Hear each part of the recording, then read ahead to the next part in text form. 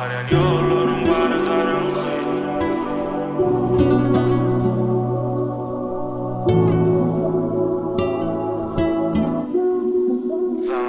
Bana taraf varan yollarım var karanlık. Gidip varan nira dünyamı karaldı. Edip pastan foğmalı kalım vurdum. Fenyali yoktu yüreğime yakın. Bana taraf varan yollarım var karanlık. Gidip varan nira dünyamı karaldı. Edip pastan foğmalı kalım vurdum. Fenyali yoktu yüreğime yakın. Ödüm yitirdim gidip koşulurum da. Yeke bolaycak beydip gitsen elimden. Şeklinge koyuyan her geçenlerden men. Bir sen bolyadın menin yekeligime Fanımı söyle kutoryan eken. Bolyasen utan ol men utulyan ekenim. Kellende baştan ayak başka da dekeni. Hissat başlamadık yalı kutoryan ekeni. Dadıma yetişti bu gedek aydınla.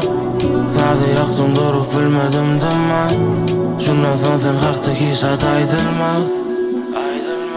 Bana taraf varan yollarım var karanlık. Gidip varan nira dünyamı karaldı. Edip pastan foğmalı kalım vurdum. Fenyali yoktu yüreğime yakın. Bana taraf varan yollarım var karanlık. Gidip varan nira dünyamı karaldı. Edip pastan foğmalı kalım vurdum. Fenyali yoktu yüreğime yakın.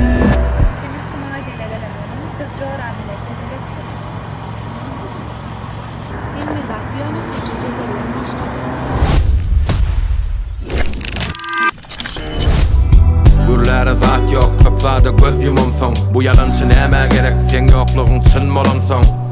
Gittin on son, kim dolonsa önkülüğünü gözler. Yönü önkülüğünü tapan yok, yürek soğan son. Yüzüme kapıları yapıp elin melin çüylen son. Cüzüdüp bolman son, nokot koydum deyip gürlen mol. Son kuşman mol sonum, yitiren yerimden gözlem ok seni. Yalan gülkünç, hakikati bilyen mol son.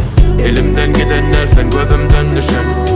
Baran yerlen menden sen yadına düşermek. Dünyanı korkunç yerim seni unutmana çalışan bu kellemin içi. Bana taraf varan yollarım var karanlık.